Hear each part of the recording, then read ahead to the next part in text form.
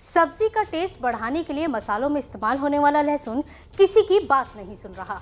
बेमौसम बारिश और बदलते मौसम की मार झेल रहे लहसुन के दाम आसमान को छूने लगे हैं। दिल्ली में लहसुन 400 से 500 रुपए के पार पहुंच चुका है, जिसकी वजह से बाजार में लहसुन खरीदने गए लोग इसकी कीमत सुनकर दुकानों से उल्टे पांव लौट रहे हैं।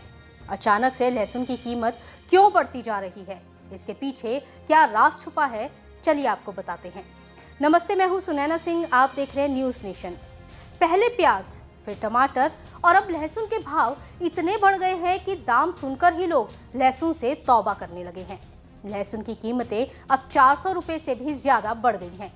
इसलिए खाने का स्वाद बढ़ाने या फिर दवाई के तौर पे इस्तेमाल करने वाले आम आदमी की पहुंच से लहसुन काफी दूर हो गया है, या यूं कहिए कि दिखने में व्हाइट रंग की लहसुन अब अपने कई रंग दिखा रहा है। सब्जी मंडी में लहसुन को बेचने वाले दुकानदारों के चेहरे इन बढ़ती कीमतों से खिल गए हैं। लहसुन के बढ़ते दाम किसी के लिए राहत है तो किसी के लिए आफत। लहसुन की चटनी, लहसुन का छौंका, लहसुन के अचार या फिर वेज या नॉन वेज के पकवान, हर जायके पर महंगाई की मार पड़ गई है।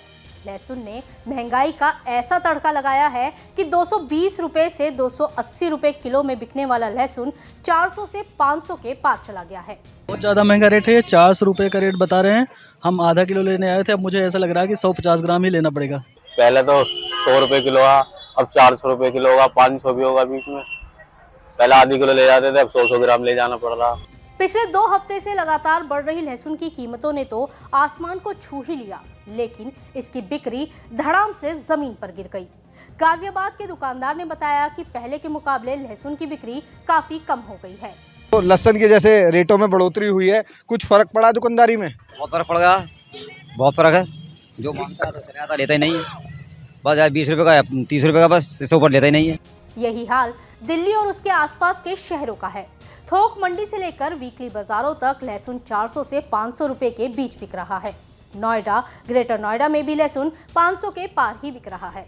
इतनी महंगाई में कहाँ से खरीद के क्या खा सकते हैं, क्या खवा सकते हैं? हमें तो अभी पता लग रहा, हम तो वापिस जा रहे, ना ले पाएंगे। हकीकत इतनी महंगी सब्जी। लहसुन है जो सबसे महंगा, पहले 50 रुपए पाव, अब 120 रुपए पाव, 100 ग्राम 400 रुपए किलो होगा जी। अब बहुत महंगाई होगी, क्या कह रहे, थोड़ा में गुजारा करना पड़ रहा, 100 ग्राम लेना पड़ रहा। कोई लहसुन जायका बढ़ाने के लिए इस्तेमाल करता है तो कोई दवाई के रूप में।